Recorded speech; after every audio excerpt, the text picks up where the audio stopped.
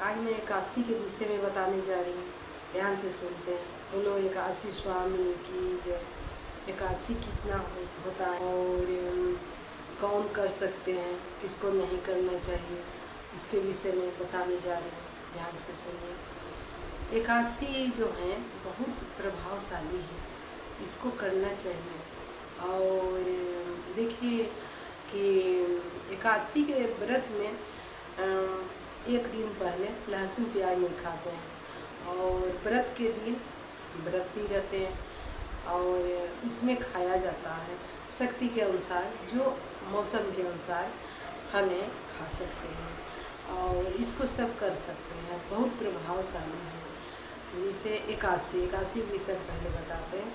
जो एकादशी एक साल में 24 पड़ता है, एक महीना में 2 पड़ता है। तो एक कृष्ण पक्ष में, इसको अंधेरिया बोलते हैं अपनी भाषा में, और एक शुक्ल पक्ष में होता है जो अजोरिया बोलता है अपनी भाषा में।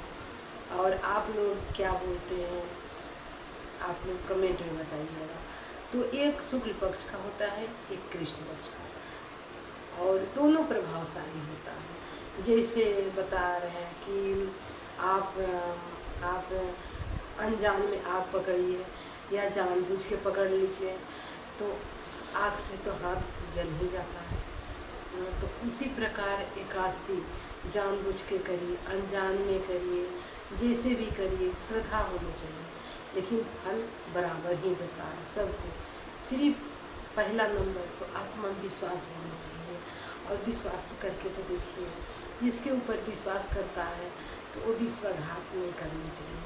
लेकिन सबसे पहले आदमी विश्वासघात कर देता है, लेकिन भगवान कभी नहीं करते हैं।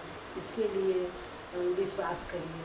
भगवान बहुत प्रभावशाली है, बहुत दया करते हैं, दया के धाम हैं, दया बरसाते हैं, कृपा बरसाते हैं। और आप व्रत करिएगा जैसे आप करना चाहिए।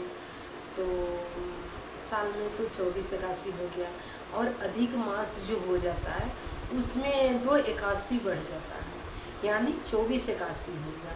तो 24 एकादशी हो गया। जैसे शुरू में किया जाता है तो आप कार्तिक महीना से कर सकते हैं, जिसको दिसंबर बोलते हैं हिंदी में।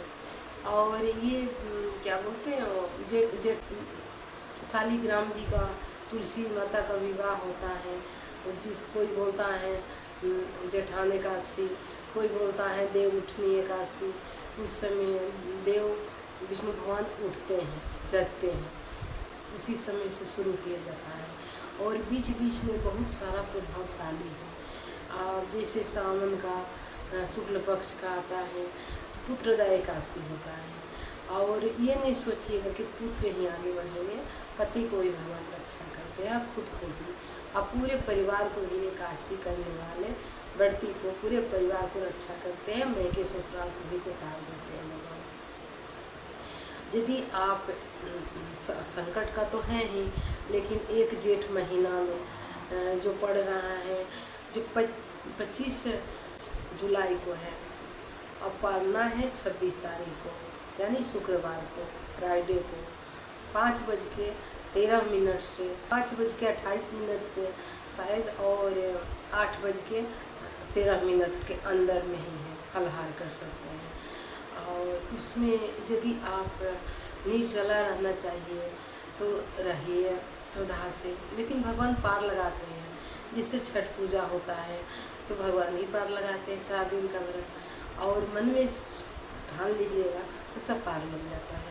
यदि आप लोग से पार नहीं लगता है तो उसमें पानी पी सकते हैं, फलाहार कर सकते हैं। हाँ, 24 एकादशी का फल नहीं मिलेगा, लेकिन 22 तो जरूर मिलेगा, और उसमें बहुत प्रभावशाली है। और आप लोग करके तो देखिए, भगवान के ऊपर विश्वास करके देखिए, बहुत कृपा होता है भगवान को। नमस्कार। आप लोग को कैसा लगा कमेंट में बताइएगा।